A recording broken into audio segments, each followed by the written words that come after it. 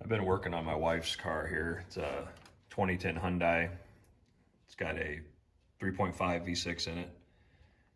And the problem I was having is the head gaskets were leaking, or head gasket was leaking. And it was still drivable and everything, but it was starting to leak into the coolant system. And over time, it was blowing and cooling out. So it's something I needed to get taken care of. Finally got the heads back from the machine shop, got everything cleaned up. I was getting ready to button it all back up. As I was putting this head on, I was down to my third torque sequence, and I got to the very last bolt. It's this corner here, number 8. And as I was cranking it down, I had the sound that causes your spirit to about leave your body, but the dreaded pop of the threads stripping out of the block. So at that point, I just kind of like left everything where it was and walked away, because I just had to figure out what I was going to do. It really bummed me out, because this is a really labor-intensive job as it is, and now I have that to have to contend with. So I went online, did some searching around, and I think I found something that is going to work well. So when that comes in, I'm going to get started on it, and hopefully everything will be up and running within a week or so. My third repair kit just came in, so I was just kind of going through everything, make sure it's all in the box, which it is. The primary reason I chose this kit is because these inserts look a lot more robust than the ones I saw in the other kit. And another thing I liked about it is the external threads are the same on all the different inserts that you can get. So you don't have to buy a new kit to do a different engine that might have a different thread size for the bolt. You just get new inserts to match whatever bolt it is that you're trying to get into the block. The instructions call for drilling the holes 83 millimeters below the deck. And as I've discovered, you want to go from that outer lip here and measure 83 millimeters. You mark it with a paint pen or Sharpie or something. And the instructions also say that the tip of this has been ground, so it shouldn't drill any deeper than the hole is. So I guess that's a little bit of an extra safety precaution. Something I did do that helped speed the process up after the first hole is, once I got everything figured out exactly where I wanted it to be, I wrapped tape around it. So that way on the other holes, I don't have to sit and measure and stuff as much. It's kind of already where it needs to be. And that sped things up a little bit. Through and covered up any place I didn't want aluminum shavings to be going. I just used painter's tape on the block surface. I pulled one of the dowel pins out, the alignment pins out from over here.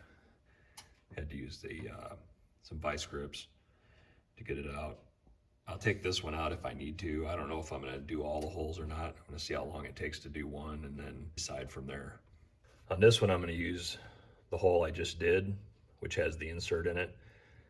And you do want to make sure, if you do that, that you use a brand new bolt, because it will bind up in that new insert. Ask me how I know. What you want to do is you get this in there to where it's basically finger tight. This is the guide pin, and get it over the hole, press it in there, get it where it needs to be.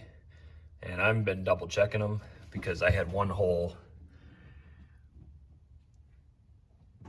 that I need to get a light in there. I had one hole that wasn't centering up properly for whatever reason, and I finally took this off, and there must have been a little booger on the lip of the hole. So I chamfered it, and then it was fine. So you just want to check that when you start doing it. All right, you want to use a good amount of cutting fluid. Put your drill bit guide in there, which is the one that's made out of steel. You just want to kind of whittle away at it, and then pull the,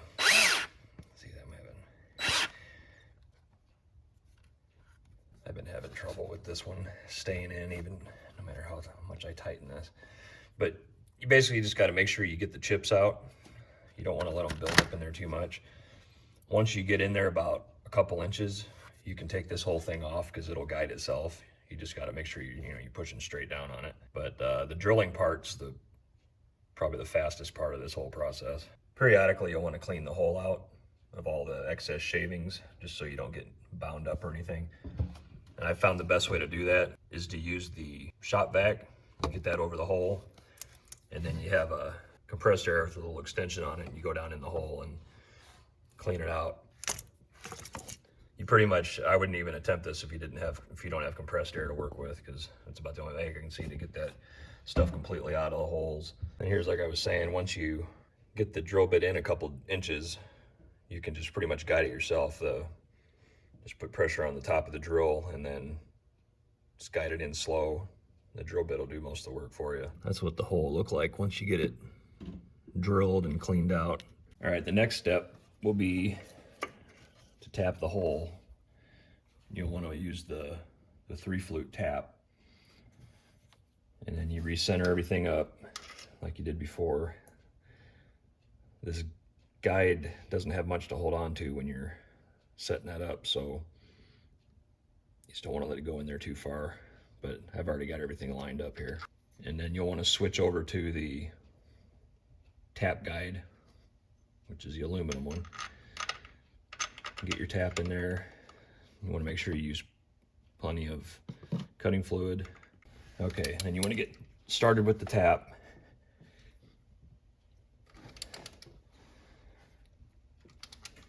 You just kind of take it easy and slow. You don't want to get too rammy with it.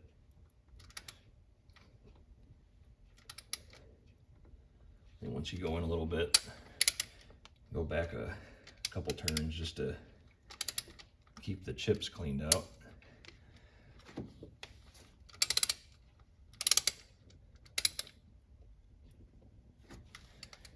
I try to keep my hand on top of the wrench like this, so I'm not using a lot of leverage, so I don't put more torque on it than I should and accidentally break something if it binds up.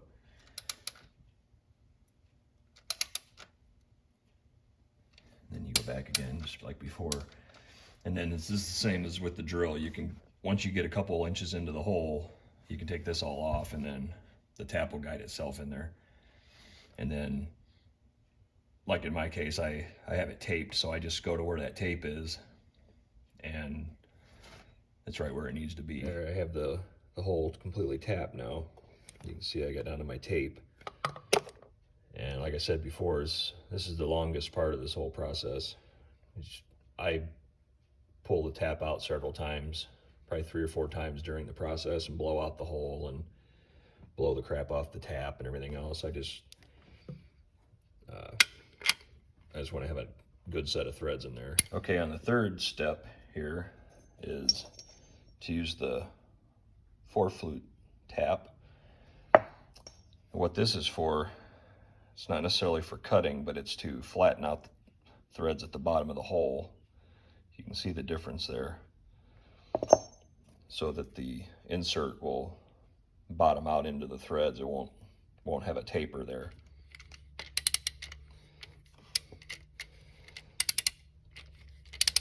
This tap actually cleans up the threads a little bit if there's any little burrs or boogers on them on the way down to the bottom. This one, you just go all the way in until you feel a little bit of tension there, and then you just tape. Then you just slowly take it down to the bottom. This tap here, you don't want to torque on it much because it's not intended for like cutting fresh threads. It's just intended for square them off at the bottom. You don't want to bust this sucker off in there. That'll really ruin your day. Now I'm down to the part where I'm starting to hit the threads. You don't have to go far, but you want to be pretty gentle with it. And you'll know when it stops, because it'll get to the point where in order to go any further, you're always going to have to crank on it. And that's where you want to stop with it. Like right there. That's the bottom. And then you just bring it back out of the hole. And then you do the process of blowing the hole out and all that stuff. All right, the next step, once you get the hole fully tapped and cleaned out and everything, is you'll want to test fit the insert.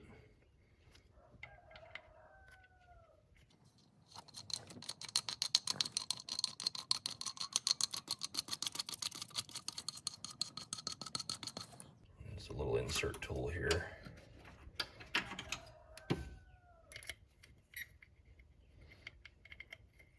I've got a mark on there. You can see it, but they all go in to that mark. But the way I've been tapping it, the insert's gonna stop where it needs to stop anyway. But I always double check it. You can see my line there, I think, on the camera. You just get that down in there. And on this particular engine here, the insert depth should be 19 to 25 millimeters. I'm at about, what is that, 21, 22. I've been within, yeah, about 21 and a half.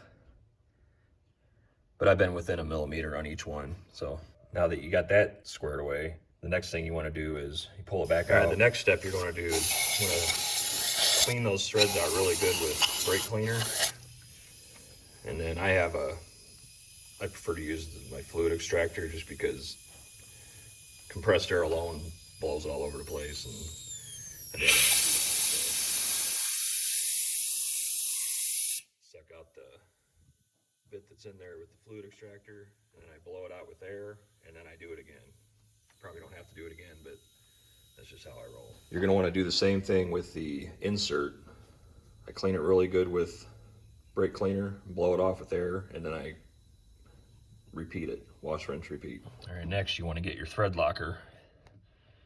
And if you're going to do all these holes on one side, I'd recommend getting another bottle of this because the size of the bottle is deceiving. There really isn't that much in here.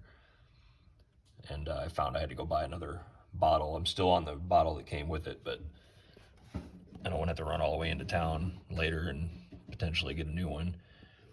But with this, you want to go down inch or 3/4 of an inch down. Can't really see what I'm doing here with the phone, but you want to put some, I do it on both sides, put a little on one side and a little bit on the other. That's deep enough in the hole so when you start threading it in, you don't have any risk of getting any Loctite on the internal threads. You don't want that.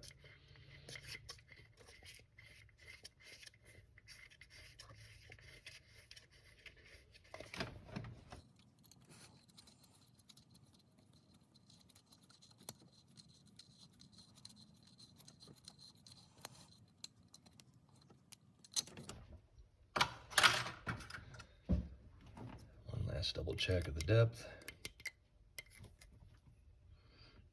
and we're good there. And that hole's done. You want to let it sit until the thread locker is completely cured before you bolt the head down. So that completed hole took roughly an hour, give or take. You might be able to do a little faster. If I take a little more time cleaning, and I might not need to pull the tap out as much as I do to clean, but I'm only going to do this once, so your mileage may vary if you go faster, but figure an hour per hole. I've been doing a little bit in the evening, like when I get off work, I'll do a hole or whatever throughout the week, and then once the head's back on, then I can be at the top of the hill again and be on the downhill side of getting this thing put back together. Well, I've got the head all torqued down. Everything seemed to go well. It felt really solid this time. I'm pretty confident that it's held down really well now. I didn't feel any flakiness or anything with any of the bolt holes, so I think it's going to be good. Now just to get this thing thrown back together. I've got about 5,000 or 6,000 miles on the engine so far since doing the head gaskets. The rear head that I initially did all the threads on did great. The front head, which I didn't put any threads in, I just chased the threads that were in the block and torqued it down. It actually started leaking after about 1,000 miles. So I ended up having to take the motor back apart, and I just redid all the bolt holes for the front head as well. And I kind of wondered if I should have done that when I had it all apart the first time, but I figured everything torqued down fine. Nothing seemed sketchy, so I just went with it, but I guess I should have just done it. Now I know why. The guy that sold me the kit, he said the kit for this motor is the most popular kit he sells, so if that tells you anything. But I think now that it's done, it'll be good to go. I don't think that'll ever be an issue again as far as the heads go.